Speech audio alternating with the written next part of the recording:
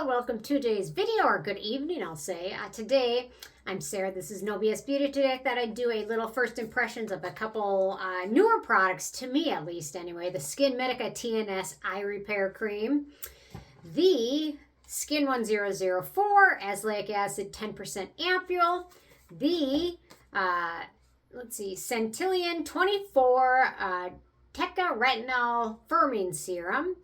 And then I did a little bit of first impressions on this, but I'm going to finish up with this one, the SKIN&LAB Ectoin Gel Cream, which is really nice. So a lot of these are newer to me or new to me. So I love SkinMedica's TNS line. It's really wonderful. So that's why I picked up the eye cream, thinking maybe I typically will just use this around my eye area, but it was on decent sale. So I just thought I'd pick it up and give it a try, see if I notice any additional benefits to using it.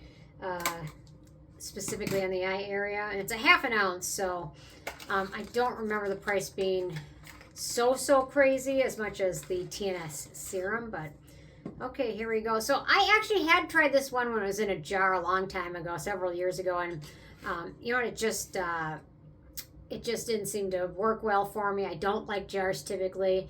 It seemed to kind of dry out a little bit faster, so we'll see if this might do the trick. Let's see. I'm just going to put a little bit, just a very small amount around my eye area. There we go. Kind of see. I'm just going to dab it right around my eyes and kind of just pat it into skin. I typically prefer, if you're using like an expensive eye cream, that you use it early in your routine if possible, just so as much of the expensive product gets absorbed, as opposed to the secondary layers you might apply, which just might be slip ingredients or hydrating ingredients that might not be super beneficial or active in terms of helping to fight wrinkles. So yeah, it feels okay. It feels nice and lotion. I don't think I would see myself using this in the morning. I don't know. I mean, it's not really shiny. I guess if you follow it up with sunscreen, the rest of your products, it probably wouldn't be an issue. So this one's got vitamin C, it's got olive fruit oil, sunflower seed oil, shea butter, it's got their patented human fibroblast conditioned media, as well as several peptides. It looks like the Matrixyl 3000 peptide duo, oat kernel, vitamin E, a couple different types of vitamin E, bisabolol, rice extract. Looks so far so good, looks nice. So I'm gonna have to check. I can't remember the one that came in the jar, if that was the same formula. I know they upgrade all of their packaging, so I'm gonna have to check that, because that one was definitely in a jar and it seemed pretty thick. So okay, so next up I'm going to apply the Skin1004 Azelaic Acid Ampoule. So let me get this open here. I love this brand. It's just, they've got so many great things and they're so affordable, and they have a lot of stuff for sensitive skin friendly people. So here we go. Oh wow, okay, packaging's a little complex here. Okay, there we go. Okay, it looks very liquidy, so that's probably good, because the next product I have is a serum, so I'm going to apply the liquidy one first. So I'm just going to apply, it says literally just to apply, dab a few drops onto skin and let it soak in. So it's pretty watery, which is fine. Makes it easier to fit into a routine that has a lot of steps when it's really watery. There we go. Feels nice. It has no scent or smell at all, which is nice. I'm kind of avoiding the eye area because I don't want to mess up the expensive stuff. So the packaging is like an origami puzzle, really. Let's see if I can put this back together. I think so. Here we go. I did do origami in art class once.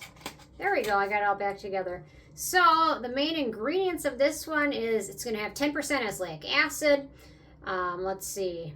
It's got the azelaic acid derivative in here also, which is interesting to see. What else? We have Centella. We've got neem extract. We've got vitamin E, licorice root extract. So, yeah, it looks interesting. It feels really nice and lightweight in my skin. So, we'll see. It's also got some panthenol in there for soothing. It feels nice. It doesn't feel like I really have anything on. So I like that. And azelaic acid is one of the nicest acids in skincare because it plays well with most other actives and other skincare ingredients. So I thought I would do the Centellian24 serum, their retinoid serum. Retinolsom 0.2 firming serum. So they combine a few different types of retinol in here. And they also use bakuchiol, which is what they call sometimes phytoretinol or plant-based retinol. It's also got squalane in there, as well as ceramides, beta-glucan. It's got a really nice list. It's got other Centella derivatives in here as well. Sodium DNA, PDRN, I guess. Let's see, anything else? And then it's at the very end, we have retinal, retinol palmitate, and HPR retinol. So 0.02, this complex is, I'm assuming, figuring in the bakuchiol, which is much higher up the ingredient list. So let's see what this looks like. Hopefully this is good. Okay, so this is going to be on the thicker side, so it will layer with the azelaic acid well. Well, I don't typically say, oh, it's a great idea to use retinoids and azelaic acid.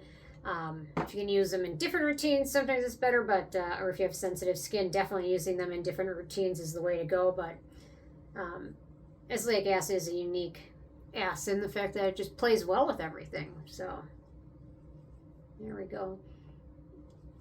This does have like a super light, it almost smells like chamomile. I wonder if the chamomile is in here. It has a very light scent and it's dissipating. It almost smells to me like chamomile or like lilac or something like that. But it's not offensive and it's not, you know, a lot of scents can really overwhelm me or give me headaches even. I'm trying to see if there's any red flag in here that's like, yes, this is what the fragrance or the scent is from, and it's not jumping out at me, but it is not a strong scent, so I think most people will be okay with it. And it's pretty much dissipating as we speak right now. So that one feels nice. It felt lightweight, but I love the addition of the other retinoids. Got 3 retinol ingredients and then the bakuchiol, which acts like a retinol. So that one feels well, pretty nice. Next up, the Skin&LAB Ectoin Recovery Gel Cream. And I did a first impressions of this earlier this week and I just loved it. It's just got that wonderful gel texture to it. Here we go. I love gel textured products, especially when you live somewhere humid or when you have oilier skin. Gel cream just melts into your skin so easily. And a little bit goes so far. There we go. I'm just using the stuff on the back of the cap, but they do include a spatula, FYI.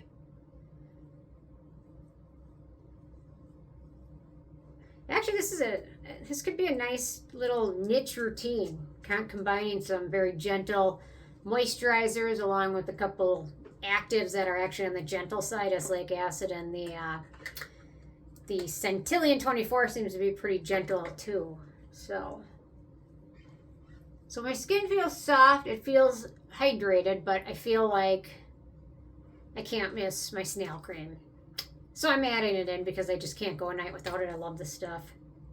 So if you haven't tried it, it is highly worth a try, or you can always check out the Isn't-Tree Yam Root Cream, vegan yam root cream. It's kind of the vegan option to snail mucin. So there we go. It felt nice.